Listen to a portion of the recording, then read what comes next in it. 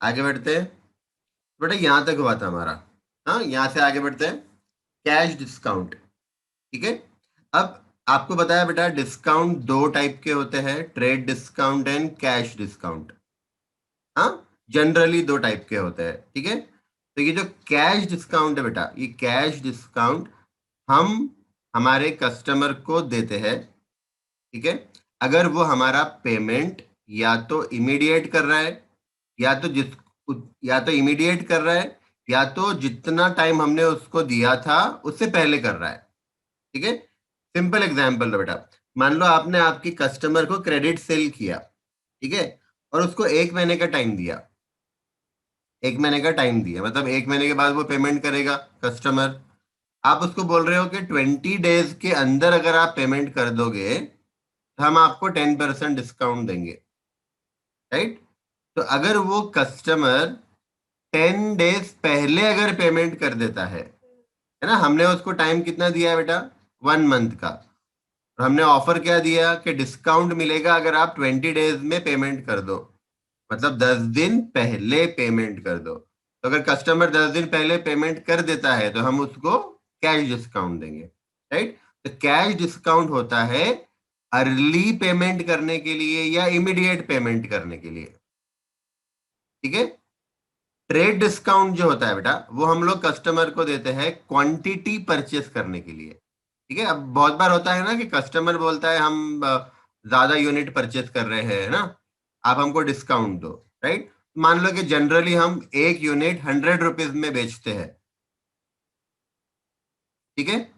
अगर कोई कस्टमर हमारे से ज्यादा यूनिट खरीदता है, क्वांटिटी खरीदता है, तो हम उसको 95 में सेल कर देंगे या 92 में सेल करेंगे। जनरली हमारी प्रोडक्ट की सेलिंग प्राइस 100 रुपए है। और कोई क्वांटिटी में खरीदेगा तो उसको हम क्या करते हैं बेटा, कम प्राइस पे सेल करते हैं। ठीक है। तो ज्यादा क्वांटिटी खरीदने पर जो डिस्काउंट दिया जाता है वो ट्रेड डिस्काउंट होता है। और प्रॉम्प्ट पेमेंट करने पर, अर्ली पेमेंट करने पर, पैसा, कस्टमर अगर पैसा तुरंत दे रहा है या जल्दी दे रहा है, उसके लिए जो डिस्काउंट दिया जाता है वो cash discount. Right. Cash profit. अब सिंपल है बेटा, ये कंसेप्ट समझना, कैश प्रॉफिट किसको बोलते हैं। हमारा जो नेट प्रॉफिट आता है ना, ठीक है, वो नेट प्रॉफिट, प्रॉफिट तो होता है बेटा, पर वो पूरा का पूरा कैश में नहीं होता है। मैं आपको एक एग्जांपल देता हूं बेटा। अज्यूम करो कि अज्यूम करो हमारा टोटल कैश सेल हुआ 1 लाख रुपीज का। ठीक है। कैश सेल हुआ मतलब कैश में पैसा आया 1 लाख। ठीक है। मैंने इसको ट्रेडिंग अकाउंट के क्रेडिट साइड में रिकॉर्ड किया, 1 लाख रुपीज कैश सेल। अब डेबिट साइड में मैं एक्सपेंसेस बता रहा हूँ बेटा, है ना, ये trading and profit and loss account की बात हो रही है। ठीक है। तो डेबिट साइड में मान लो मैंने प्रॉफिट एंड लॉस के डेबिट साइड मैंने सैलरी बताया। सैलरी मैंने कैश में दिया 70,000। ठीक है। डेप्रिसिएशन 10,000 डेबिट किया, मेरा प्रॉफिट आया बेटा 20,000। आपको ये एग्जाम्पल लिखना है तो लिख के रख लेना। Credit side cash sale 1 lakh, credit side trading and profit and loss account बना लो। Trading and profit and loss account बना लो। क्रेडिट साइड लिखो cash sales 1 lakh, debit side salary paid 70,000, salary paid 70,000, depreciation 10,000, net profit 20,000। Right. अब मेरा question आपसे है बेटा, आप मुझे बताओ, आपका प्रॉफिट तो 20,000 का हुआ, है ना, पर आपके हाथ में कैश कितना है? आपके हाथ में कैश कितना है बताओ। आपका प्रॉफिट 20,000 है, वो तो आपको दिख रहा है, पर आपके हाथ में कैश कितना है, कौन बताएगा? भरत। 30,000। 30,000 कैश है बेटा, वेरी गुड। मेरे पास कैश इन हैंड 30,000 का होना चाहिए। 30,000 कैसे? क्रेडिट साइड में कैश आया 1 लाख का, और डेबिट साइड में मेरे पास से कैश गया कितना, 70,000 ना बेटा। डेप्रिसिएशन खर्चा है, पर उसमें कैश थोड़ी ना जाता है हमारे पास से। डेप्रिसिएशन नॉन कैश एक्सपेंसेस है, ठीक है। तो मेरे पास आए 1 लाख सेल्स से, और सैलरी के 70,000 गए, और तो कुछ कैश गया ही नहीं। मतलब मेरा जो प्रॉफिट है बेटा, कैश जो मेरे पास है ना, वो 30,000 है, राइट। ऑल्दो नेट प्रॉफिट 20,000 है, लेकिन कैश इन हैंड 30,000 है। इसको कैश प्रॉफिट कहा जाता है। अब ये 30,000 मैंने कैसे लाया? तो एक तरीका ऐसा है बेटा कि आप क्रेडिट साइड में कैश सेल है, उसमें से आप डेबिट साइड में से 70,000 माइनस कर दो। यानी कैश रिसिप्ट में से कैश पेमेंट माइनस कर दो, ठीक है। तो 30,000 मिल जाएगा। हाँ। ऑन दी अदर हैंड आप ऐसा भी कर सकते हो बेटा कि जो नेट प्रॉफिट आपका 20,000 का हुआ ना, वो 20,000 के नेट प्रॉफिट में डेप्रिसिएशन को आप ऐड कर दो। 20,000 के नेट प्रॉफिट में डेप्रिसिएशन को ऐड कर दो, राइट। तो 20,000 नेट प्रॉफिट, 10,000 का डेप्रिसिएशन ऐड किया बेटा, 30,000 का कैश प्रॉफिट आपको मिलेगा, ठीक है। तो एक बार पढ़ना, the net profit has increased by non cash cost. Net profit has increased मतलब प्लस करना, एज इंक्रीज मतलब प्लस करना बेटा,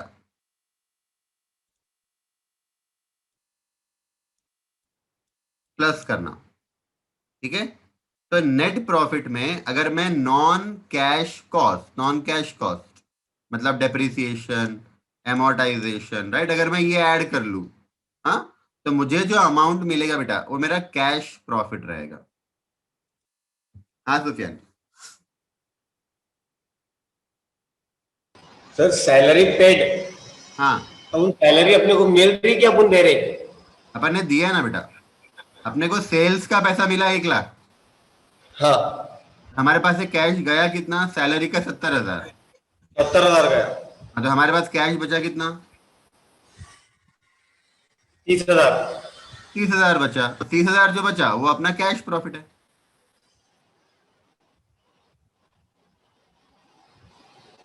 बराबर क्या। हाँ। और एक तरीका क्या है, और एक तरीका क्या है, नेट प्रॉफिट 20,000 लो, उसमें नॉन कैश खर्चे ऐड कर दो। नेट प्रॉफिट के अंदर नॉन कैश एक्सपेंसेस ऐड कर दो, ये दूसरा तरीका है। तो नेट प्रॉफिट कितना, 20,000 है, और नॉन कैश एक्सपेंसेस 10,000 है बेटा। तो 20,000 प्लस 10,000 करो तो 30,000 क्या मिल जाएगा। सर हाँ, डेप्रिसिएशन क्यों ऐड कर रहे हैं अपन? डेप्रिसिएशन क्यों ऐड कर रहे हैं, क्योंकि वो नॉन कैश एक्सपेंसेस है। अच्छा मुझे बताओ, कैश प्रॉफिट कितना है अपना, 30,000। 30,000 लाने का दूसरा तरीका है ये, समझ रहा। सर अपन फाइनल अकाउंट में तो डेप्रिसिएशन माइनस करते ना? माइनस हिच करते बेटा अपन, ये प्लस माइनस ये ना, अब इसको कहाँ रिकॉर्ड कर रही है मत समझो, हमको कैश प्रॉफिट कैसे निकालना है वो देख रहे हैं। एक बात समझो, डेप्रिसिएशन 10,000 मैंने प्रॉफिट एंड लॉस को डेबिट किया, हम्म। है ना। वो डेबिट करने के बाद प्रॉफिट कितना आया, 20,000, 20,000 है। बराबर है। अगर मैं डेबिट हम्म। नहीं करता नहीं आता था। तो प्रॉफिट कितना आता था,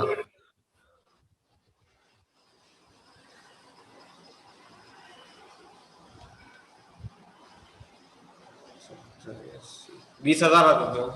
कितना आता था। डेप्रिसिएशन अगर प्रॉफिट एंड लॉस को डेबिट नहीं किया होता तो कितना आता था। सर 20,000। नहीं, वापस देखो, क्रेडिट साइड में कितना है, 1 लाख है सर क्रेडिट साइड में। और डेबिट साइड में सैलरी कितनी है। 70,000। और डेप्रिसिएशन तो रिकॉर्ड किया नहीं बोल रहा हूं मैं, तो उसको इग्नोर करो ना, रिकॉर्ड नहीं किया समझो। 30,000 आता था सर। तो 30,000 था, वो 30,000 को ही हम क्या बोलते हैं, कैश प्रॉफिट। इसका देखो सिंपल है, ओके। सिंपल मतलब है कि अगर मैं trading and profit and loss account में से नॉन कैश खर्चे निकाल दूं, नॉन कैश खर्चे निकाल दूं, तो जो प्रॉफिट बचेगा वो कैश प्रॉफिट है। तो नॉन कैश खर्चे निकालने का तरीका क्या है पता है? उसको नेट प्रॉफिट में ऐड कर देना। नेट प्रॉफिट में अगर मैं नॉन कैश खर्चे ऐड कर दूं, तो इसका मतलब मैंने उसको निकाल दिया, प्रॉफिट एंड लॉस अकाउंट में से निकाल दिया। ठीक है, तो यहां पे देखो फॉर्मूला क्या दिया हुआ है, नेट प्रॉफिट प्लस करो non cash expenses like depreciation, amortisation etcetera. Right? तो अगर एग्जाम में कभी भी आया कि आपको कैश प्रॉफिट फाइंड करना है, कैसे करेंगे? तो नेट प्रॉफिट में डेप्रिसिएशन ऐड कर दो। अब डेप्रिसिएशन ऐड किया, इसका मतलब ये हुआ कि मैंने इसको प्रॉफिट एंड लॉस अकाउंट से निकाल दिया। ठीक है, और क्यों निकाल दिया? कैश प्रॉफिट लाने का ये तरीका है। ठीक है, चल तो सर आगे नेट देखो। प्रॉफिट निकालने के बाद ये रिकॉर्ड करेंगे डेप्रिसिएशन? नेट प्रॉफिट, निकालने के बाद ये रिकॉर्ड करेंगे डेप्रिसिएशन? नहीं नहीं, तुम समझ रहे नहीं सुफियान। कैश प्रॉफिट जो है बेटा, ये हमको फाइनल अकाउंट बनाने के टाइम पे ये कैलकुलेट नहीं करना है। हम जैसा प्रॉफिट एंड लॉस अकाउंट बनाते हैं ना, हम वैसा ही बनाएंगे। मतलब क्रेडिट साइड में सेल, डेबिट साइड में सैलरी, डेप्रिसिएशन सब आएगा। नेट प्रॉफिट जो 20,000 है बेटा, वही हमारा एक्चुअल प्रॉफिट है। 20,000 ही मेरा एक्चुअल प्रॉफिट है। पर क्वेश्चन ये है कि क्या मेरे पास कैश भी 20,000 है क्या? नहीं। नहीं, तो कैश कितना है ये क्वेश्चन है। उसको अच्छा कहाँ ठीक रिकॉर्ड है। कर रहे हो मत देखो, कैश कितना है वो मुझे निकालना है। कैश कितना है निकालने का एक तरीका क्या हो गया, कैश इनकम में से कैश एक्सपेंसेस माइनस कर दो। Cash income 1 lakh, cash expenses 70,000। बराबर है? ये एक तरीका है बेटा।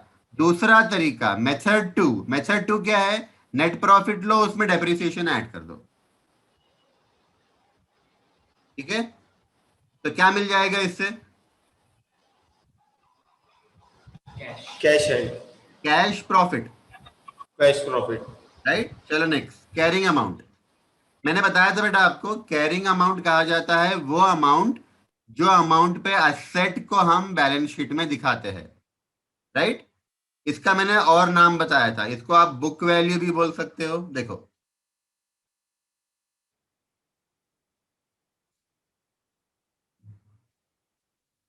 एमोटाइज्ड वैल्यू। एमोटाइज्ड वैल्यू यानी असेट की कॉस्ट में से सारा डेप्रिसिएशन माइनस कर दो, उसके बाद जो वैल्यू बचती है उसको बुक वैल्यू कहा जाता है ना? तो इसको हम बुक वैल्यू भी बोल सकते हैं, रिटर्न डाउन वैल्यू बोल सकते हैं, एमोटाइज्ड वैल्यू भी बोल सकते हैं। इसी को हम कैरिंग अमाउंट भी बोल सकते हैं, कैरिंग अमाउंट। राइट?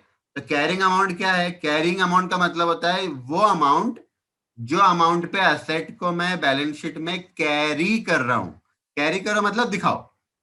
राइट? तो देखो, carrying amount is the amount at which an asset is recognised in the balance sheet. Asset को बैलेंस शीट में हम जो अमाउंट पे दिखाते हैं, net of accumulated amortisation and accumulated impairment loss. Simple समझो, नेट ऑफ का मतलब सारा डेप्रिसिएशन माइनस करने के बाद। राइट? तो सिंपल है बेटा, जो एसेट की बुक वैल्यू होती है ना, उसी को हम कैरिंग अमाउंट भी बोल सकते हैं। Next, charge. अब चार्ज के आगे आप लोग लिख लो बेटा, मेरे पास पेन नहीं है आज, मैं बोलता हूं खाली आप लोगों को कॉपी करो। चार्ज के आगे लिखो, चार्ज के आगे लिखो बेटा मॉर्गेज।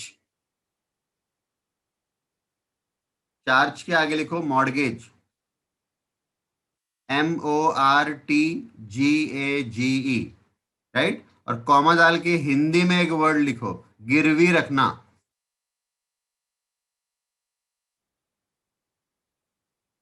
गिरवी रखना।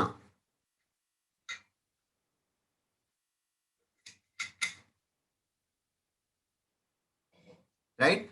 तो सिंपल है बेटा, चार्ज का मतलब होता है कोई एसेट गिरवी रखना लोन लेने के लिए। ठीक है, अब बहुत बार हमने ये पढ़ा है बेटा, हम बैंक से लोन लेते हैं, है ना?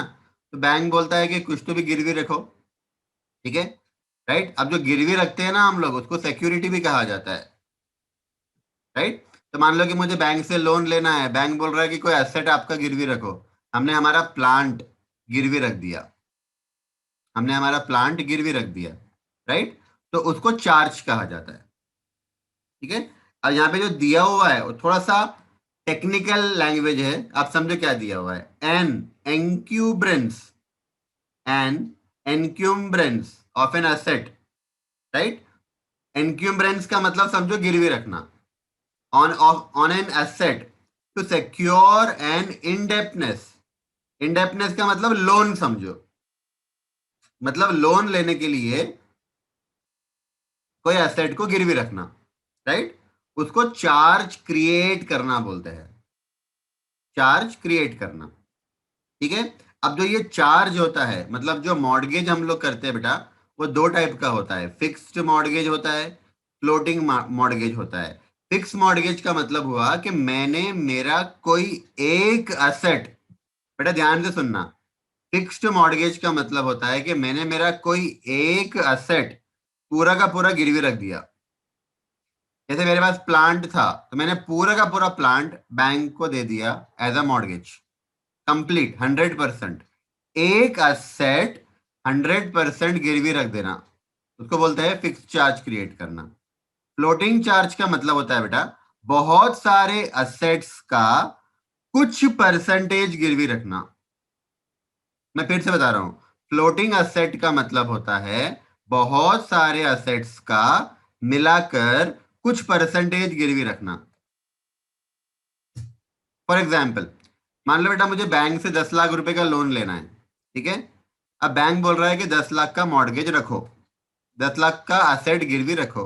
अब मेरे पास कोई एक असेट ऐसा है ही नहीं जो 10 लाख की वैल्यू वाला है। तो मैंने क्या किया, मेरा स्टॉक, राइट, 2 लाख का स्टॉक था, फिर 4 लाख का फर्नीचर था, है ना, फिर मेरे पास बाकी का अमाउंट का 5 लाख का प्लांट था। ऐसा मैंने दो तीन असेट्स मिलाकर गिरवी रख दिए, राइट। जब हम दो तीन असेट्स मिलाकर गिरवी रखते हैं उसको कहा जाता है floating asset, floating charge.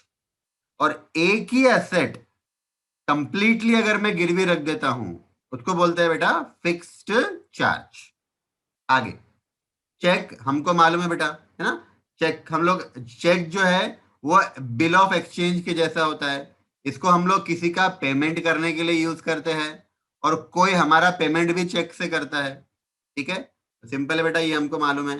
Collateral security, right. अब कोलैटरल सिक्योरिटी आने क्या, पहली बात तो आप सिक्योरिटी को अंडरलाइन करो और उसके बाजू में लिखो, सिक्योरिटी को अंडरलाइन करके उसके बाजू में लिखो मॉर्गेज,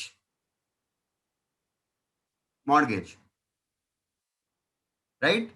यानी यहाँ पे जो हमने चार्ज देखा था बेटा, चार्ज का मतलब मॉर्गेज, गिरवी रखना, उसको सिक्योरिटी भी बोलते हैं, मैंने बताया था आपको। कुछ तो भी सिक्योरिटी देना बैंक को, ठीक है।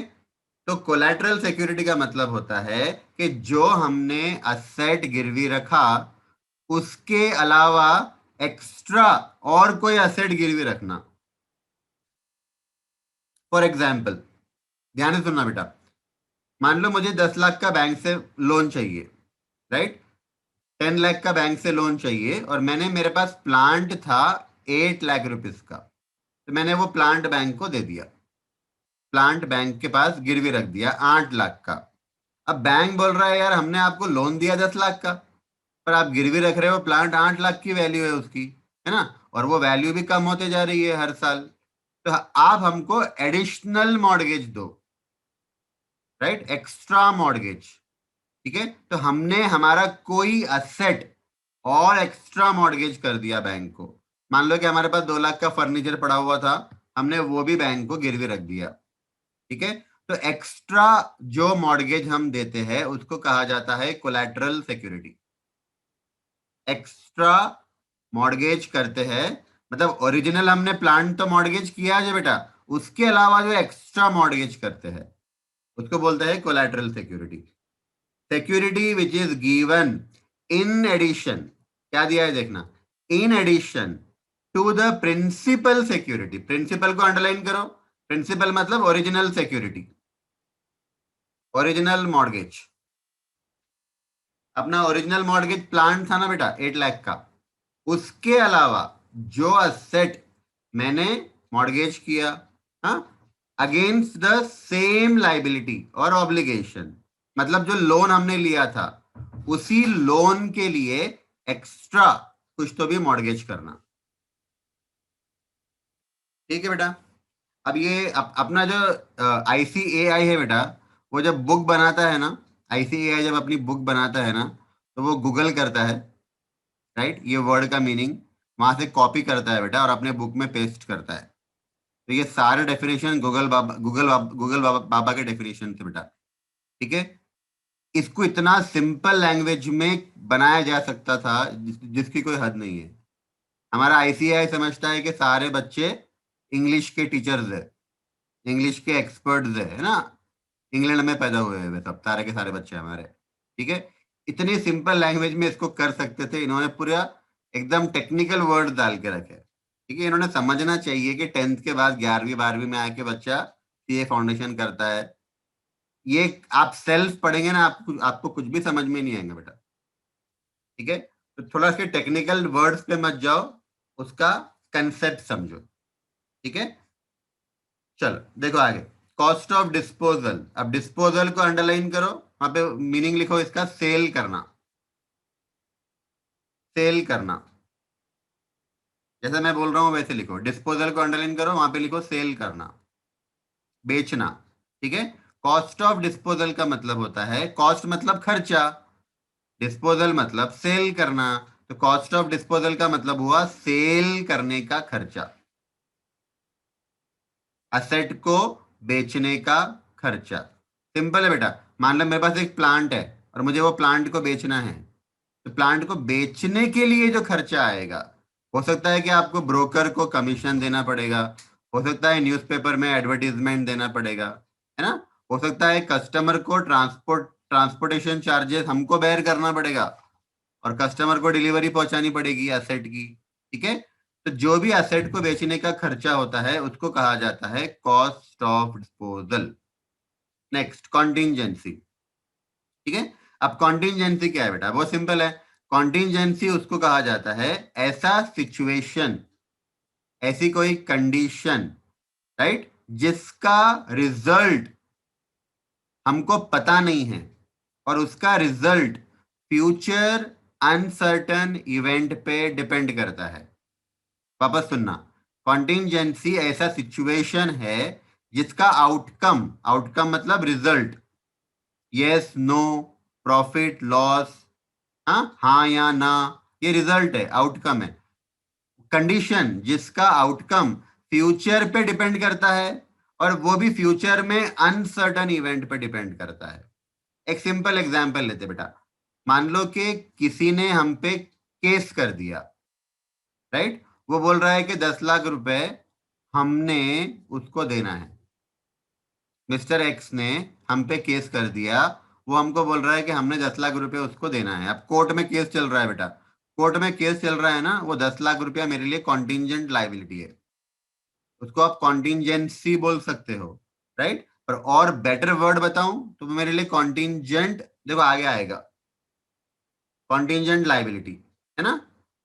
तो जो जो पर्सन को पैसा देना पड़ेगा उसके लिए कॉन्टिंजेंट लाइबिलिटी है, और जो पर्सन को पैसा मिलेगा उसके लिए कॉन्टिंजेंट एसेट है। तो मैंने जो एग्जाम्पल दिया बेटा कि मिस्टर एक्स ने हम पे कोर्ट केस कर दिया, अब कोर्ट में केस चल रहा है, इमेजिन करो कि हम कोर्ट केस हार जाते हैं, तो हमको 10 लाख रुपए देने पड़ेंगे बेटा, है ना, हमको 10 लाख रुपए देने पड़ेंगे, तो वो 10 लाख क्या है हमारे लिए, कॉन्टिंजेंट लाइबिलिटी। लेकिन वो 10 लाख किसको मिल रहे हैं, मिस्टर एक्स को मिल रहे हैं, तो मिस्टर एक्स को पैसा मिल रहा है ना, उसके लिए कॉन्टिंजेंट एसेट है, राइट। तो कॉन्टिंजेंसी का जो आउटकम आता है, जो रिजल्ट आता है, उसके वजह से अगर किसी को पैसा देना पड़ रहा है तो कॉन्टिंजेंट लाइबिलिटी, किसी को पैसा मिल रहा है बेटा तो कॉन्टिंजेंट एसेट। अब इसको कॉन्टिंजेंट क्यों कहा गया है, क्योंकि कोर्ट में केस चल रहा है, किसको पता है कि कोर्ट केस हम जीतेंगे कि हारेंगे, हमको नहीं पता है ना बेटा। तो जो आउटकम है, आउटकम मतलब जो कोर्ट का डिसीजन आएगा, जो रिजल्ट आएगा, वो अनसर्टन है, हमको पता नहीं है बेटा। ठीक है। कॉन्ट्रा अकाउंट, हाँ तो बहुत सिंपल है, देखना, one or two or more account which partially or whole set off another set or wholly set off another or other account, right. दो ऐसे अकाउंट, दो ऐसे अकाउंट जो आपस में सेट ऑफ हो जाते हैं, उसको हम बोलते हैं बेटा कॉन्ट्रा अकाउंट। मैं एग्जांपल देता हूं, समझो बेटा। मान लो कि एक पर्सन है मिस्टर एक्स, जिनसे हमको 1 लाख रुपया आना था, यानी वो हमारा एसेट है। मिस्टर एक्स से हमको 1 लाख रुपया आना है, हमारा एसेट है वो, राइट। और हमने उसको 70,000 देना भी है, राइट। हमने उसको 70,000 देना भी है। मतलब हमारे और मिस्टर एक्स के आपस में दो ट्रांजेक्शन हुए। एक तो हमने उसको क्रेडिट सेल किया 1 लाख का, तो हमको उससे 1 लाख रुपीज आने हैं, वो हमारा डेप्टर है समझो। और हमने बेटा उससे क्रेडिट परचेज भी किया था 70,000 का, तो हमने उसको 70,000 देना भी है, राइट। तो हम क्या करेंगे बेटा, हम उसको बोलेंगे कि 1 लाख, 1 लाख में से आप 70,000 माइनस कर लो और बाकी का 30,000 हमको दे दो, राइट। तो हमने क्या किया बेटा, हमने 1 लाख में से जो हमको आने थे 70,000 जो हमने देना है उसको सेट ऑफ कर दिया। सेट ऑफ मतलब माइनस करना, राइट। तो जब दो अकाउंट सेट ऑफ हो सकते हैं, वो दो अकाउंट को कहा जाता है कॉन्ट्रा अकाउंट, राइट। नेक्स्ट बेटा कॉस्ट। अब कॉस्ट हमको मालूम है बेटा, हाँ सिंपल है। कॉस्ट मतलब वो एक्सपेंडिचर, वो खर्चा जो इनकर होता है किसी प्रोडक्ट को बनाने के लिए या कोई काम करने के लिए या कोई सर्विस देने के लिए, राइट। तो सिंपल है बेटा, अगर मैं कोई प्रोडक्ट बनाता हूं मेरे फैक्ट्री में, उसको बनाने के लिए जो भी खर्चा होता है उस खर्चे को हम बोलते हैं कॉस्ट। जैसे प्रोडक्ट बना रहे हैं तो प्रोडक्ट को बनाने के लिए मटेरियल लगता है, वेजेस लगता है ना। तो मटेरियल, वेजेस, वो सारा कॉस्ट कहलाता है, कॉस्ट ऑफ परचेस। ठीक है। अब आपको याद होगा बेटा, जब हमने डेप्रिसिएशन टॉपिक किया था, डेप्रिसिएशन टॉपिक में हमने देखा था कि असेट का डेप्रिसिएशन कैलकुलेट करने के लिए 3 अमाउंट हमको चाहिए होते हैं। असेट की ओरिजिनल कॉस्ट, स्क्रैप वैल्यू और लाइफ, राइट। ओरिजिनल कॉस्ट कैसे कैलकुलेट करना, ये हमने एक छोटा सा फॉर्मूला देखा था इसका। परचेज प्राइस लेना, परचेज प्राइस में वो सारे एक्सपेंसेस ऐड कर देना जो एसेट के रेडी टू यूज होने के पहले तक इनकर होता है। I repeat, any expenses incurred before the asset is ready to use, वो सारा खर्चा हम एसेट की कॉस्ट में ऐड करते हैं ना। ट्रांसपोर्टेशन आपको याद होगा, है ना, installation charges, erection charges, right. अगर हमने जीएसटी दिया है तो वो भी ऐड कर देंगे, हाँ। और टेस्टिंग चार्जेस, टेस्ट रन का खर्चा, वो सारा ऐड करेंगे बेटा। ये सारा कॉस्ट ऑफ परचेज है। देख लो, the purchase price includes duties and taxes, GST, freight, transportation, and other expenditure directly attributable to acquisition. Acquisition मतलब परचेस करना। परचेस से रिलेटेड जो भी खर्चा है वो सारा हमको ऐड करना पड़ेगा। अगर हमको डिस्काउंट मिला, आपको याद होगा मैंने बताया था आपको कि अगर हमको ट्रेड डिस्काउंट मिलता है तो हम माइनस कर देंगे। रिबेट का मतलब ये भी डिस्काउंट होता है, तो डिस्काउंट मिल रहा है, रिबेट मिल रहा है, माइनस कर दो। ठीक है।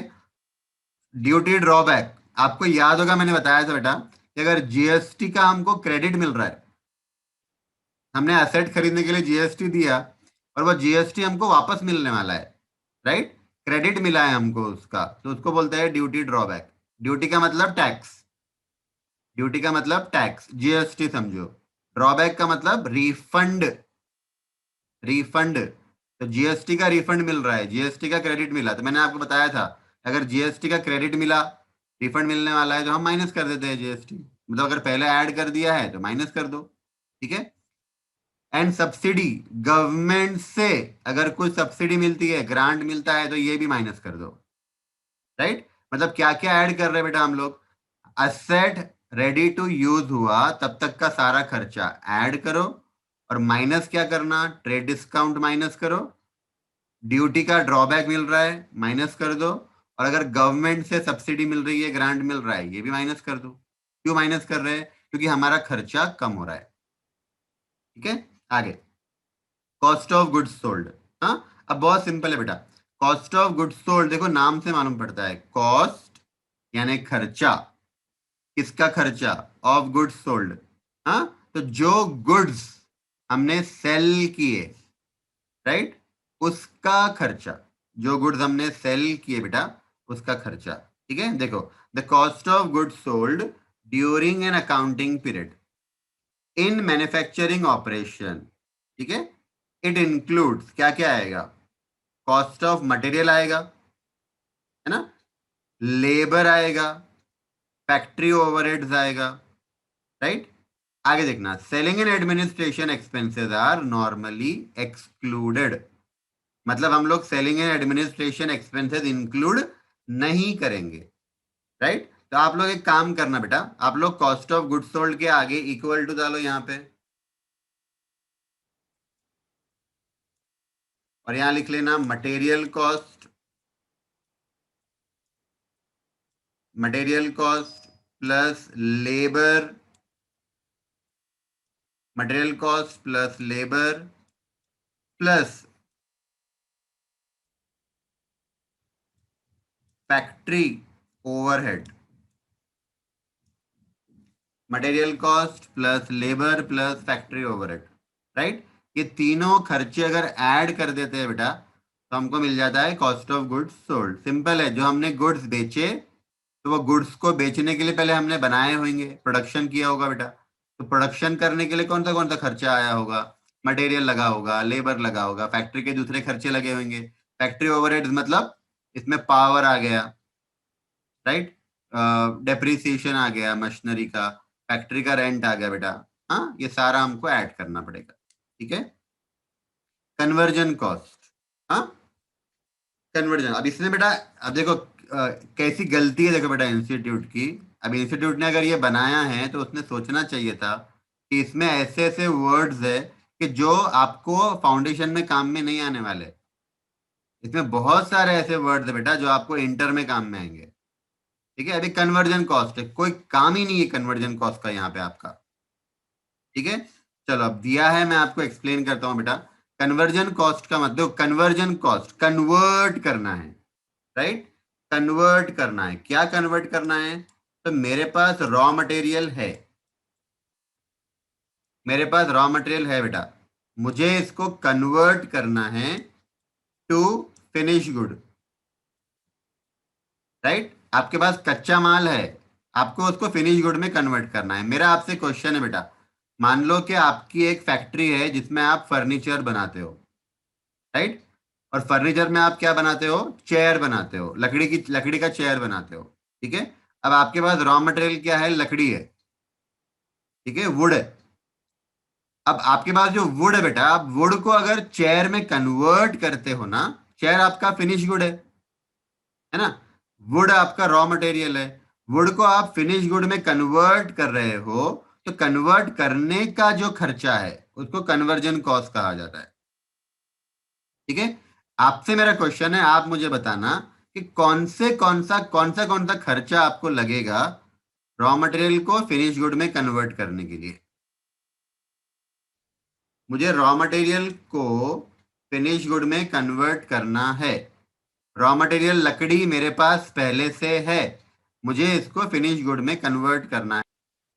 तो फ्रेंड्स बहुत सिंपल है, रॉ मटेरियल हमारे पास है, इसको हमको फिनिश गुड में कन्वर्ट करना है, तो हमको वेजेस लगेगा और फैक्ट्री के ओवरहेड्स लगेंगे। फैक्ट्री के ओवरहेड्स यानी फैक्ट्री का रेंट, फैक्ट्री का डेप्रिसिएशन, फैक्ट्री का लाइट का बिल, ये सारा खर्चा, राइट। लेकिन इसमें रॉ मटेरियल नहीं लगेगा।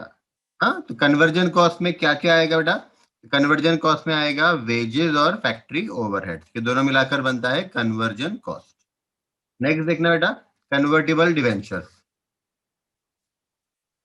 नेक्स्ट है बेटा कन्वर्टिबल डिवेंचर्स, राइट। अब कन्वर्टिबल डिवेंचर्स क्या है? ये डिवेंचर्स कन्वर्टिबल कहलाते हैं अगर वो डिवेंचर से डिबेंचर होल्डर को राइट मिलता है कि वो उसको शेयर्स में कन्वर्ट करे, राइट। तो से फॉर एग्जांपल कि अगर कंपनी ने कन्वर्टिबल डिबेंचर इशू किया है, तो जिसको इशू किया है वो डिबेंचर होल्डर बन जाता है बेटा। तो डिबेंचर होल्डर को ये राइट होता है कि इन फ्यूचर वो चाहे तो डिबेंचर्स को शेयर्स में कन्वर्ट कर सकता है, ठीक है। वो शेयर्स में कन्वर्जन तभी हो सकता है जब वो डिबेंचर कन्वर्टिबल है। अगर नॉन कन्वर्टिबल डिबेंचर होते हैं तो उसको हम शेयर्स में कन्वर्ट नहीं कर सकते। नेक्स्ट है बेटा क्यूमुलेटिव डिविडेंड, ठीक है। अब क्यूमुलेटिव डिविडेंड ये होता है कि जो क्यूमुलेटिव प्रेफरेंस शेयर्स होता है, फ्रेंड्स प्रेफरेंस शेयर्स के बहुत सारे टाइप्स है। सबसे पहले तो देखो शेयर्स के मेजर दो टाइप्स है, इक्विटी शेयर और प्रेफरेंस शेयर। और प्रेफरेंस शेयर्स के अंदर और बहुत सारे टाइप्स है, राइट। उसमें से दो टाइप्स है, क्यूमुलेटिव प्रेफरेंस शेयर और non cumulative preference share. Cumulative preference share क्या है फ्रेंड्स, मैं एग्जांपल देता हूं। मान लो फ्रेंड्स कंपनी का 2019 में लॉस हुआ। अब उन्होंने 2019 में लॉस हुआ तो डिविडेंड दिया नहीं, 2020 में फिर लॉस हुआ, फिर डिविडेंड नहीं दिया, प्रेफरेंस डिविडेंड नहीं दिया। अब 2021 में उनका प्रॉफिट हुआ, राइट। प्रॉफिट हुआ तो उनको डिविडेंड देना पड़ेगा। तो अगर क्यूमुलेटिव प्रेफरेंस शेयर है तो प्रेफरेंस शेयर होल्डर्स को बेटा 3 साल का डिविडेंड दिया जाएगा, क्यूमुलेट करके। क्यूमुलेट मतलब टोटल करके। तो 2019 का डिविडेंड मिलेगा, 20 का मिलेगा, 21 का मिलेगा, 3 साल का। लेकिन अगर नॉन क्यूमुलेटिव प्रेफरेंस शेयर है तो उनको सिर्फ उसी ईयर का डिविडेंड मिलेगा जिस ईयर में प्रॉफिट हुआ। तो 2019 का डिविडेंड उनको नहीं मिलेगा, 20 का भी नहीं मिलेगा, सिर्फ उनको 21 का मिलेगा, ठीक है। नेक्स्ट बेटा क्यूमुलेटिव प्रेफरेंस शेयर्स, वही मैंने आपको बताया अभी, प्रेफरेंस शेयर्स के दो टाइप्स है, क्यूमुलेटिव और नॉन क्यूमुलेटिव। अगर क्यूमुलेटिव प्रेफरेंस शेयर्स है तो उनको जो डिविडेंड मिलेगा वो क्यूमुलेट करके मिलेगा, टोटल करके मिलेगा। मतलब सिंपल है, जिस ईयर का डिविडेंड नहीं दिया गया वो डिविडेंड भी एक साथ दिया जाएगा, इन केस अगर प्रॉफिट हो रहा है तो, राइट। करंट असेट्स सिंपल है बेटा, करंट असेट्स वो असेट्स होते हैं जो 1 ईयर के अंदर कैश में कन्वर्ट हो जाते हैं। All those assets are called current assets which can be converted into cash within 1 year. Example, cash खुद एक करंट असेट है, बैंक बैलेंस करंट असेट है, इन्वेंट्री यानी स्टॉक ये भी करंट असेट है। अब ये करंट असेट क्यों है, क्योंकि स्टॉक को हम विद इन 1 ईयर सेल कर देंगे, जैसा सेल कर देंगे तो वो कैश बन जाएगा, राइट। डेप्टर्स करंट असेट है क्योंकि 1 ईयर के अंदर डेप्टर से भी पैसा आ जाता है, राइट। करंट लाइबिलिटी वो लाइबिलिटी होती है जिसका पेमेंट हमको विद इन 1 ईयर करना होता है, ठीक है। मतलब 1 ईयर के अंदर जो लाइबिलिटी का पेमेंट करना है वो करंट लाइबिलिटी है ना। ऑन दी अदर हैंड अगर मुझे 1 ईयर के बाद किसी लाइबिलिटी का पेमेंट करना है तो वो नॉन करंट लाइबिलिटी माना जाता है, राइट, या लॉन्ग टर्म लाइबिलिटी माना जाता है। तो से फॉर एग्जांपल मैंने बैंक से लोन लिया है 8 मंथ्स का, तो ये करंट लाइबिलिटी है। मैंने बैंक से लोन लिया है 2 ईयर्स का, तो ये लॉन्ग टर्म लाइबिलिटी है, राइट। अब करंट लाइबिलिटी में क्या क्या आता है, तो करंट लाइबिलिटी में क्रेडिटर्स आता है, बैंक ओवरड्राफ्ट आता है, बिल्स पेएबल आता है, आउटस्टैंडिंग एक्सपेंसेस आता है, etcetera, right. Next friends, deferral. अब डेफरल समझना बहुत सिंपल है फ्रेंड। डेफरल का मतलब होता है कि किसी भी एक्सपेंसेस को इमीडिएटली प्रॉफिट एंड लॉस में रिकॉग्नाइज नहीं करना, राइट। अब देखो जनरली क्या होता है फ्रेंड, जनरली हम लोग प्रॉफिट एंड लॉस को जो डेबिट करते हैं ना, वो सारे एक्सपेंसेस का हमको बेनिफिट विद इन 1 ईयर मिल जाता है। जैसे कि सैलरी हो गया, रेंट हो गया, डेप्रिसिएशन हो गया, है ना। तो ये सारा खर्चा हम प्रॉफिट एंड लॉस को इमीडिएटली डेबिट कर देते हैं, राइट। क्योंकि हमको वो बेनिफिट, वो एक्सपेंसेस का बेनिफिट विद इन 1 ईयर पूरा का पूरा मिल चुका होता है। कभी ऐसे होता है कि कोई एक्सपेंसेस का बेनिफिट मोर देन 12 मंथ तक हमको मिलने वाला होता है।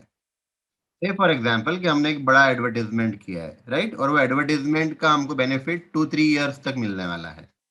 इन दैट केस वो एक्सपेंसेस को हम पूरा का पूरा P&L को डेबिट 1 साल में नहीं कर सकते, ठीक है। हमको उसको 2-3 साल में फिर बाइफरकेट करना पड़ेगा। मतलब जितने ईयर्स में आपको बेनिफिट मिलने वाला है उतने ईयर्स में आपको बाइफरकेट करना पड़ेगा। तो से फॉर एग्जांपल कि आपने एक बड़ा एडवर्टाइजमेंट किया और आपको लगता है कि इसका बेनिफिट आपको 3 इयर्स तक मिलेगा, तो आपने उसको डेफर्ड कर देना। डेफर्ड करने का मतलब होता है इमीडिएटली रिकॉग्नाइज नहीं करेंगे, उसको पहले एसेट साइड डालेंगे और वहां से एसेट साइड से स्लोली स्लोली ग्रेजुअली एसेट को कम करेंगे और फिर P&L को डेबिट करेंगे, राइट। लेकिन आपको याद रखना है कि P&L को डेबिट उतना ही होता है जितना हमको उस ईयर में बेनिफिट हुआ होता है, ठीक है। अब इसके एग्जांपल्स में मैंने बताया, बड़ा एडवर्टाइजमेंट हो सकता है, अगर प्रीपेड रेंट आप दे रहे हो, प्रीपेड टैक्सेस दे रहे हो, ठीक है, तो ये भी डेफरल में आता है, क्योंकि प्रीपेड रेंट में हम क्या करते हैं, नेक्स्ट ईयर का रेंट है मान लो, तो हमने करंट ईयर में दे दिया, तो उसका तो हमको बेनिफिट करंट ईयर में मिला ही नहीं है, रेंट हमने प्रीपेड कर दिया, राइट, तो हमको बेनिफिट तो उसका मिला ही नहीं है, क्योंकि वो रेंट हमने नेक्स्ट ईयर का पे किया हुआ है, तो उसको हमको डेफर्ड करना पड़ता है और वो एसेट साइड में रिकॉर्ड होता है, राइट। और जिस ईयर में फिर उसका हमको बेनिफिट मिलता है, तो एसेट साइड से उसको हम राइट ऑफ करके प्रॉफिट एंड लॉस को डेबिट करते हैं, ठीक है फ्रेंड्स। चलो नेक्स्ट, चल डेफिशिएंसी। अब डेफिशिएंसी का सिंपल मतलब है बेटा, डेफिशिएंसी हम लोग लॉस को भी बोलते हैं, ठीक है। तो अगर आपकी लाइबिलिटी ज्यादा है, असेट कम है, तो भी डेफिशिएंसी बोलते हैं, ठीक है। और अगर प्रॉफिट एंड लॉस अकाउंट में लॉस हुआ बेटा, तो उसको भी डेफिशिएंसी कहा जाता है।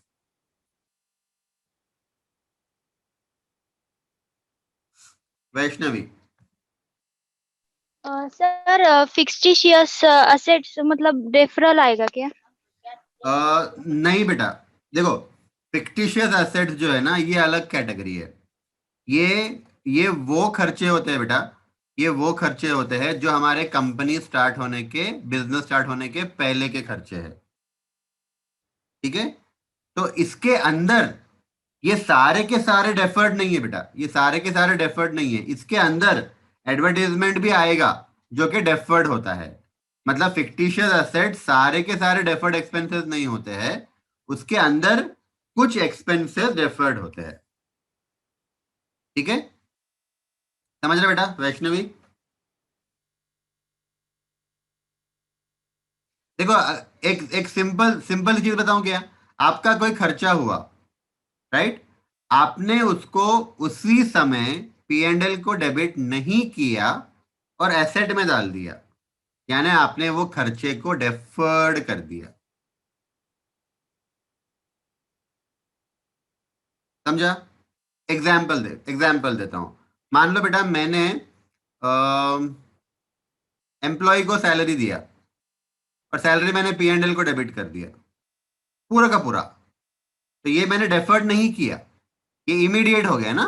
पूरा अमाउंट P&L को डेबिट कर दिया मतलब क्या, immediate, immediate debited to profit and loss account, right.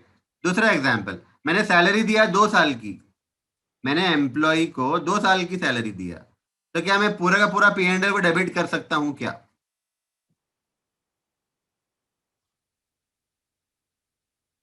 मेरा क्वेश्चन है बेटा, मैंने 2 साल की सैलरी दिया एम्प्लॉय को, एक साथ दे दिया 2 साल की, मैं वो 2 साल की सैलरी मेरे प्रॉफिट एंड लॉस को डेबिट कर सकता हूं क्या? नहीं कर सकते बेटा, नहीं कर सकते, है ना। तो वो क्या करेंगे हम लोग, पहले 2 साल की सैलरी बैलेंस शीट में डाल देंगे, उसमें से 1 साल का जो अमाउंट है वो असेट से निकालकर P&L को डेबिट कर देंगे। तो पहले जब हम लोग बैलेंस शीट में डाल रहे हैं, उसको डेफर्ड कहा जाता है। डेफर्ड का मतलब क्या हुआ कि ये खर्चा इस साल P&L में नहीं जाएगा, अगले साल जाएगा, तो जब तक वो बैलेंस शीट में रहेगा। समझ रहे क्या बेटा? हाँ, आ जाओ, डेफिशिएंसी देख रहे हैं हम लोग। डेफिशिएंसी मैंने बताया बेटा, अगर किसी की लाइबिलिटी ज्यादा है उसके असेट्स से, राइट, लाइबिलिटी ज्यादा है बेटा उसके असेट्स से, राइट, तो जो डिफरेंस आता है ना उसको डेफिशिएंसी कहा जाता है।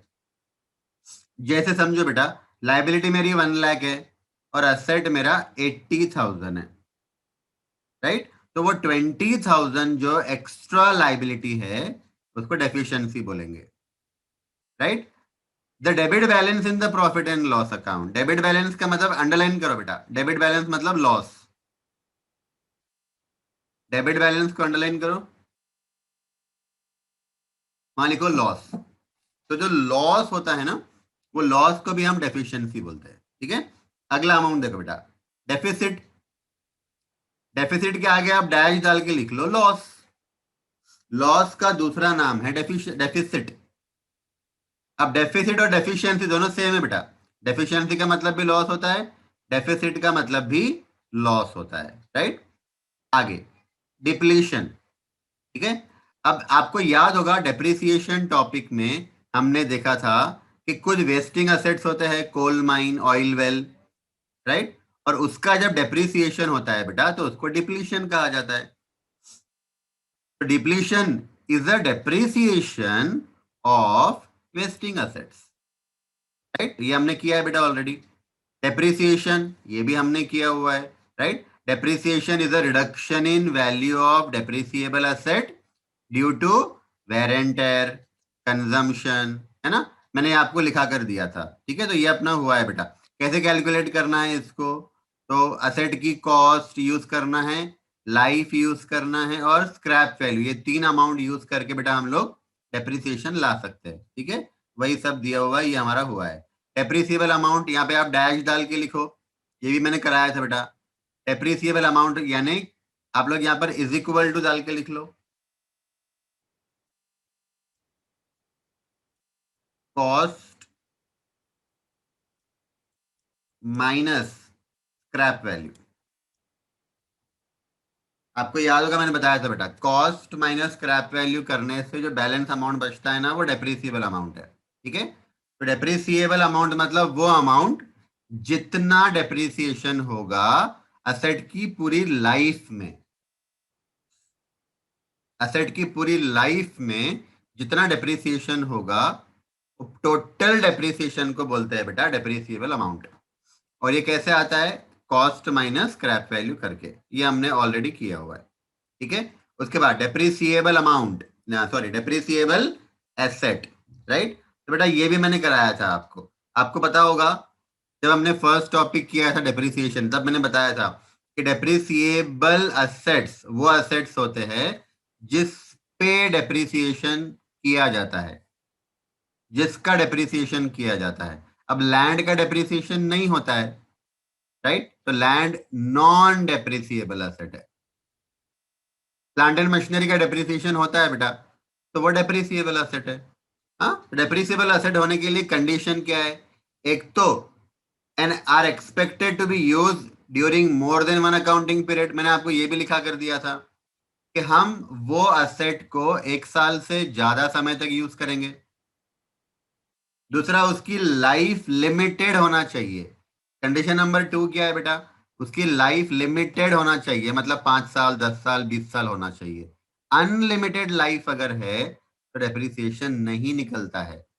लैंड का डेप्रिसिएशन नहीं निकलने का कारण ये भी है कि उसकी लाइफ अनलिमिटेड होती है, राइट। तो लैंड बेटा ये कंडीशन नंबर 2 सेटिस्फाई नहीं करता है, इसीलिए इस पे डेप्रिसिएशन नहीं होता है। बाकी सारे असेट्स देख लो आप। प्लांट एंड मशीनरी देखो, प्लांट एंड मशीनरी को हम एक साल से ज्यादा समय तक यूज करेंगे, कंडीशन नंबर 1 सेटिस्फाई हो गई। कंडीशन नंबर 2, प्लांट की लाइफ लिमिटेड होती है, 5 साल, 10 साल, 20 साल, है ना। थर्ड कंडीशन देखो बेटा, are held by an enterprise, मतलब वो असेट को हमने हमारे पास हेल्ड किया है for use in the production. मैंने आपको ये भी लिखा कर दिया था बेटा, ऐसा असेट जिसको हम प्रोडक्शन में यूज करने के लिए हेल्ड कर रहे हैं, मतलब प्लांट एंड मशीनरी, और supply of goods and services, हाँ, डिलीवरी देने के लिए, truck, lorry, for rental to others, किसी को रेंट पे देने के लिए, कार वगैरह मेरे पास है, मैं रेंट पे देता हूँ। और फॉर एडमिनिस्ट्रेटिव पर्पस, यानी ऑफिस में कंप्यूटर होता है, प्रिंटर होता है ना, फर्नीचर होता है, वो सारा का सारा हमारा डेप्रिसिएबल असेट्स है। And not and not for the purpose of sale in the ordinary course of business, right. देखो सिंपल है बेटा, उसने क्या बोला, ये एसेट को हम हेल्ड कर रहे हैं, हेल्ड फॉर यूज, ठीक है। और फिर क्या बोल रहा है, एंड यहां से पढ़ो, and not for the purpose of sale in the ordinary course of business, यानी वो असेट को मैंने यूज करने के लिए हेल्ड किया हुआ है, बेचने के लिए नहीं, बेचने के लिए नहीं।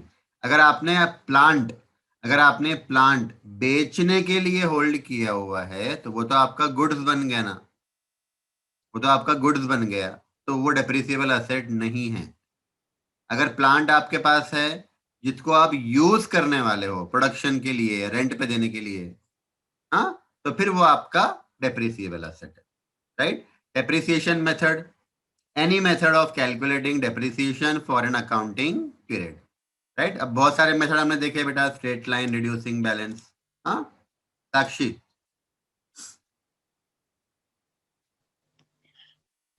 सर हम बैलेंस शीट में ऐसा लिखते ना, लैंड एंड बिल्डिंग, और फिर वह उसमें से डिप्रिसिएशन लेस करते, तो उसका ऐसा मीनिंग होता कि जो लैंड पे जो बिल्डिंग बनी है उस बिल्डिंग का डिप्रिसिएशन। उस बिल्डिंग का डेप्रिसिएशन बेटा, हाँ, उस बिल्डिंग का, लैंड का नहीं। तो अगर मैं माइनस कर भी रहा हूं ना, तो मैं डेप्रिसिएशन बिल्डिंग का माइनस कर रहा हूं बेटा, लैंड का नहीं। तो सर वहाँ ठीक है, पे लैंड बिल्डिंग तो लिखते थे। हाँ, लैंड एंड बिल्डिंग क्यों लिखते हैं, उसका रीजन ये होता है कि बहुत बार ना हमको पता नहीं होता है कि हाँ। हमारा लैंड का वैल्यू कितना है, बिल्डिंग का वैल्यू कितना है। हमको एग्रीगेट वैल्यू मालूम है, हमको एग्रीगेट वैल्यू मालूम है, पर दोनों की अलग अलग वैल्यू नहीं मालूम है। एक सिंपल एग्जांपल लो, हमारा जो अपना जो कोचिंग क्लास है बेटा, सुप्रीम क्लास, सुप्रीम की जो बिल्डिंग है, राइट, वो हमारी खुद की बिल्डिंग है। तो हमको नहीं पता कि लैंड का वैल्यू कितना है, बिल्डिंग का वैल्यू कितना है। तो हमने क्या किया, दोनों का वैल्यू मिला के दिखा दिया। तो वैल्यू मिला के दिखाया, पर डेप्रिसिएशन लैंड पे नहीं कर रहे हम लोग, वो बिल्डिंग पे कर रहे हैं। समझा? आगे, डेप्रिसिएशन रेट। अब ये भी हमने किया हुआ है बेटा, है ना। डेप्रिसिएशन रेट यानी परसेंटेज कैसे निकालते हैं, ठीक है, तो ये हमने ऑलरेडी किया हुआ है। तो डेप्रिसिएशन रेट का मतलब डेप्रिसिएशन का परसेंटेज। आ जाओ, डिमिनिशिंग बैलेंस मेथड। ये अपना डेप्रिसिएशन का हमने सेकेंड मेथड देखा था ना, रिड्यूसिंग बैलेंस मेथड, ये वही है बेटा। तो रिड्यूसिंग बैलेंस मेथड का दूसरा नाम था डिमिनिशिंग बैलेंस मेथड, राइट। और मैं आपको याद दिला दूं, एसएलएम का डेप्रिसिएशन हर साल सेम होता था, रिड्यूसिंग बैलेंस मेथड का डेप्रिसिएशन हर साल कम होता था, ठीक है। ये अपना रिड्यूसिंग बैलेंस मेथड का दूसरा नाम है बेटा। डिस्काउंट, ये भी देखा बेटा हमने, हम जब कस्टमर को गुड सेल करते हैं तो उसको डिस्काउंट देते हैं। और डिस्काउंट दो टाइप के होते हैं, trade discount and cash discount. Trade discount देते हैं जब कोई कस्टमर क्वांटिटी में खरीदता है, और कैश डिस्काउंट देते हैं अगर कोई कस्टमर हमको बोल रहा है कि हम आपको तुरंत पेमेंट कर देंगे, आप हमको डिस्काउंट दो, राइट। तो कोई कस्टमर इमीडिएटली पेमेंट कर रहा है बेटा, तो उसको हम जो डिस्काउंट देते हैं उसको कैश डिस्काउंट कहा जाता है। डिविडेंड, शेयर होल्डर्स को प्रॉफिट में से जो हिस्सा दिया जाता है उसको डिविडेंड कहा जाता है, राइट। तो शेयर होल्डर को प्रॉफिट में से जो शेयर दिया, that is called as dividend. तो शेयर होल्डर के लिए ये इनकम मानी जाती है, और कंपनी ये दे रही है बेटा, तो कंपनी के लिए खर्चा है, कंपनी के लिए खर्चा है, राइट। उसके बाद नेक्स्ट देखना बेटा, एंटिटी कंसेप्ट, राइट। ये हमने सारे कंसेप्ट देखे थे ना, उसमें से हमारा ये पहला कंसेप्ट है, कौन सा, सेपरेट एंटिटी कंसेप्ट, राइट। तो एंटिटी कंसेप्ट के अंदर क्या देखा था बेटा हमने, कि जो बिजनेस है और उसका जो ओनर है दोनों को सेपरेट कंसेप्ट, सेपरेट एंटिटी मानने का, एक दूसरे के खर्चे अपने अपने बुक्स में ही रिकॉर्ड करने का, एक दूसरे के बुक्स में रिकॉर्ड नहीं करने का। हाँ, तो ये हमने किया है बेटा। उसके बाद इक्विटी शेयर, मैंने आपको अभी बताया था कि शेयर्स दो टाइप के हैं, इक्विटी शेयर, प्रेफरेंस शेयर, ठीक है। इक्विटी शेयर जो है बेटा उसको ऑर्डिनरी शेयर भी कहा जाता है, मतलब इक्विटी शेयर का और एक नाम क्या है, ऑर्डिनरी शेयर, ठीक है। अब दोनों में डिफरेंस क्या है, मैंने आपको 5 मिनट पहले एक्सप्लेन किया था बेटा, फिर से बताता हूँ, ध्यान से सुनना। इक्विटी शेयर जो होता है ना, इनको डिविडेंड हर साल फ्लक्चुएटिंग रेट से मिलता है, मतलब इनको जो डिविडेंड मिलता है उसका परसेंटेज फिक्स नहीं होता है। प्रेफरेंस शेयर होल्डर्स को जो डिविडेंड मिलता है बेटा वो फिक्स्ड मिलता है, ठीक है।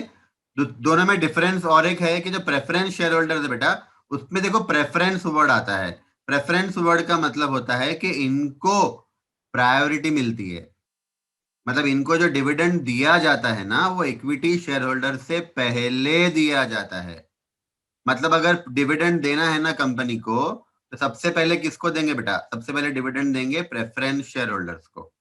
ऐसा क्यों सर?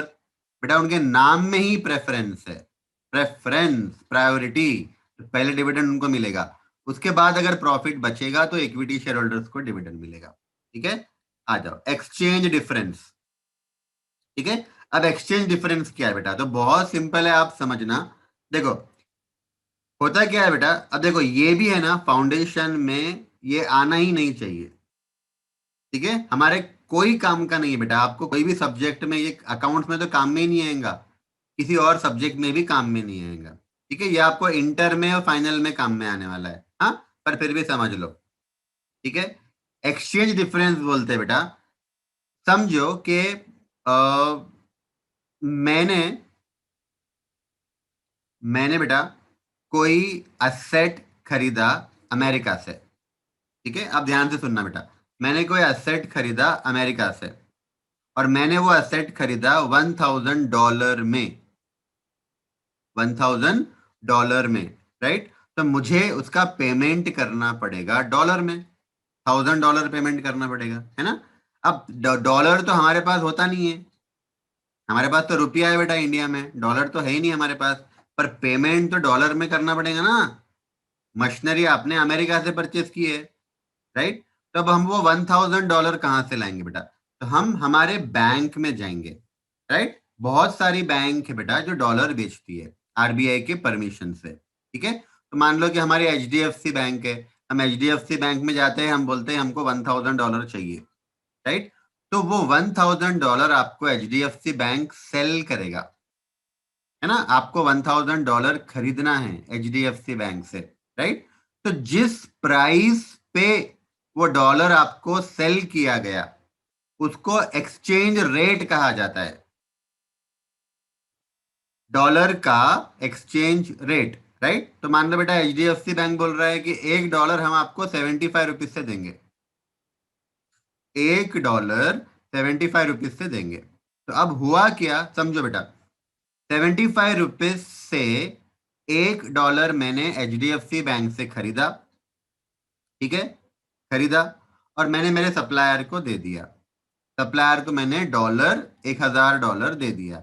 मैंने डॉलर क्या कौन से रेट से परचेस किया बेटा? 75 से परचेस किया।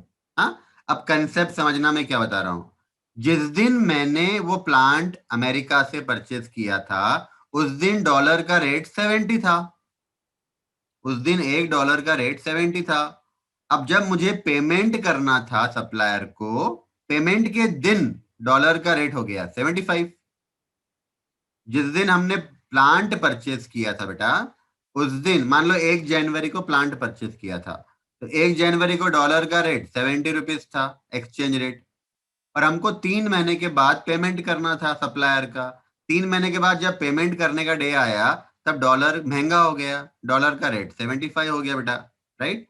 तो ये जो 70 और 75 का जो डिफरेंस है ना, ₹5 का, इसको एक्सचेंज डिफरेंस कहा जाता है, एक्सचेंज डिफरेंस कहा जाता है बेटा। ठीक है, मैं फिर से बता रहा हूं, ध्यान से सुनो, इतना इंपॉर्टेंट नहीं है आपके लिए, फिर भी देख लो। असेट खरीदा उस दिन डॉलर का रेट कितना था देखो, और सप्लायर को जब पेमेंट कर रहे हैं उस दिन डॉलर का रेट कितना चल रहा है वो देखो, और वो दोनों डॉलर के रेट का, एक्सचेंज रेट का डिफरेंस कितना है देखो, माइनस करके, उसको बोलते हैं बेटा एक्सचेंज डिफरेंस। नेक्स्ट है एक्सपेंडिचर, राइट? अब एक्सपेंडिचर मालूम बेटा आपको, खर्चा, है ना? उसके बाद दिया हुआ है एक्सपेंसेस, तो ये भी खर्चा है। हाँ, दोनों में क्या डिफरेंस है बेटा? दोनों में एक सिंपल सा डिफरेंस ये है कि जो एक्सपेंसेस है ना, जनरली जो हम करंट ईयर में प्रॉफिट एंड लॉस को डेबिट करते हैं ना, उसको एक्सपेंसेस कहा जाता है। करंट ईयर में trading and profit and loss को हम डेबिट करते हैं बेटा, उसको एक्सपेंसेस बोलते हैं, सैलरी, रेंट, डेप्रिसिएशन, ये सब। ठीक है, एक्सपेंडिचर जो होता है ना, एक्सपेंडिचर एक बड़ा वर्ड है, बड़ा टर्म है बेटा। उसके अंदर हमने अगर कोई असेट खरीदा उसको भी एक्सपेंडिचर कहा जाता है। मान लो आपने प्लांट परचेज किया है बेटा, तो वो भी एक्सपेंडिचर हो गया। हाँ, सैलरी दिया, वो भी एक्सपेंडिचर है। पर प्लांट खरीदा, बिल्डिंग खरीदी, लाइबिलिटी खरीदी नहीं, प्लांट खरीदा, लैंड खरीदा, राइट, बिल्डिंग खरीदी, उसका भी पेमेंट एक्सपेंडिचर माना जाता है। ठीक है। और एक्सपेंसेस मतलब वो खर्चे जो हम trading and profit and loss को डेबिट करते, छोटे मोटे खर्चे। ठीक है। और एक्सपेंडिचर में छोटे मोटे खर्चे भी आएंगे, मोटे मोटे खर्चे भी आएंगे, बड़े बड़े। ठीक है। नेक्स्ट बेटा, एक्सपायर्ड कॉस्ट। हाँ, देखना, that portion of an expenditure from which no further benefit is expected, also termed as expenses. हाँ, अब ये समझना बेटा, ये समझना, थोड़ा सा ध्यान देना।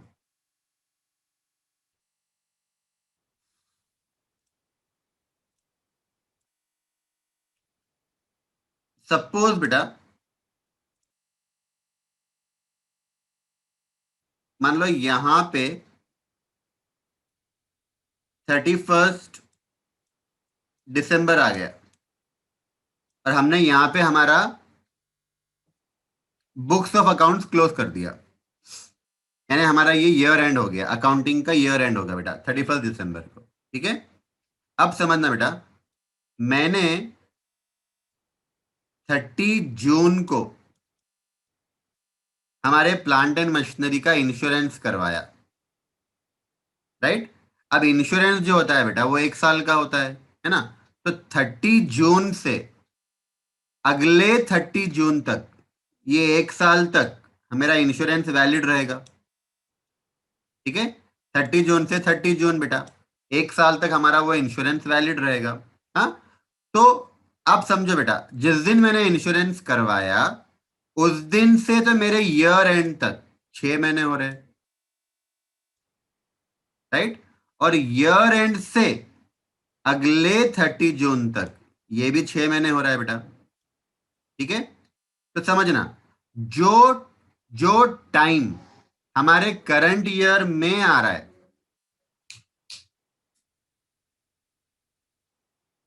जो टाइम हमारे करंट ईयर में आ रहा है बेटा, उस टाइम का जो खर्चा है इंश्योरेंस का, उसको कहा जाता है एक्सपायर्ड कॉस्ट, राइट।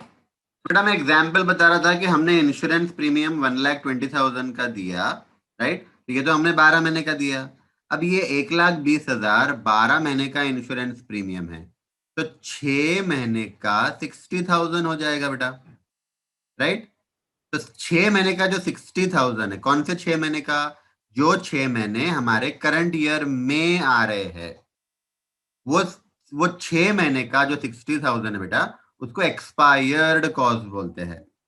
ठीक है। और ये जो 6 महीने हैं जो नेक्स्ट ईयर में गए, ये 6 महीने नेक्स्ट ईयर में गए ना बेटा, 31/12 को तो मेरा अकाउंटिंग ईयर एंड हो गया, तो ये 6 महीने नेक्स्ट ईयर में गए। ये 6 महीने का जो इंश्योरेंस है 60,000, उसको कहा जाता है unexpired cost, unexpired cost, right. तो जो समय, जो टाइम करंट ईयर में आ रहा है, उस टाइम का खर्चा एक्सपायर्ड कॉस्ट कहा जाता है। जो टाइम अगले साल जा रहा है बेटा, उसका जो खर्चा होता है उसको अनएक्सपायर्ड कहा जाता है। ठीक है। चल, नेक्स्ट है बेटा एक्स्ट्रा ऑर्डिनरी आइटम। ठीक है। अब बहुत सिंपल है बेटा, ये एक्स्ट्रा ऑर्डिनरी आइटम का मतलब होता है, देखो, ऑर्डिनरी ऑर्डिनरी आइटम का मतलब क्या होता है, कि ऐसा खर्चा जो ऑर्डिनरी बिजनेस में लगते रहता है। तो सैलरी ऑर्डिनरी एक्सपेंसेस है, डेप्रिसिएशन, रेंट, लाइट का bill, printing and stationery material, ये सब ऑर्डिनरी एक्सपेंसेस है। एक्स्ट्रा ऑर्डिनरी का मतलब होता है बेटा ऐसा खर्चा जो हमारे बिजनेस से रिलेटेड नहीं है। एक्स्ट्रा ऑर्डिनरी आइटम, ऐसा खर्चा या ऐसी इनकम जो हमारे बिजनेस से रिलेटेड नहीं है, पर वो खर्चा अचानक आ गया, हमने एक्सपेक्ट भी नहीं किया था, अचानक वो खर्चा आ गया बेटा। ठीक है। तो एग्जाम्पल देता हूं, मान लो कि हमने इनकम टैक्स का रिटर्न टाइम पे नहीं भरा, तो हमको इनकम टैक्स डिपार्टमेंट ने पेनाल्टी लगा दिया। अब वो पेनाल्टी मेरा एक्स्ट्रा ऑर्डिनरी एक्सपेंसेस है, राइट। तो एक्स्ट्राऑर्डिनरी एक्सपेंसेस कैसे याद रखना बेटा, ऐसा खर्चा जो हमारे बिजनेस से रिलेटेड नहीं है, और दूसरा ये अनएक्सपेक्टेड होता है, ये अचानक आ जाता है। मान लो आपके फैक्ट्री में आग लग गई और आपका नुकसान हो गया, ये एक्स्ट्राऑर्डिनरी लॉस है। ठीक है, तो एक्स्ट्राऑर्डिनरी आपको हिंदी में लिखना है तो लिख लो, हिंदी इंग्लिश मिलाकर, not related to business and unexpected, not related to business and unexpected. कोई भी इनकम, कोई भी एक्सपेंसेस आपके बिजनेस से रिलेटेड नहीं है और वो अचानक आ जाता है, तो उसको एक्स्ट्राऑर्डिनरी आइटम कहा जाता है। राइट, मैंने एग्जांपल दिया बेटा पेनल्टी। हाँ, दूसरा एग्जांपल हो सकता है लॉस बाय फायर।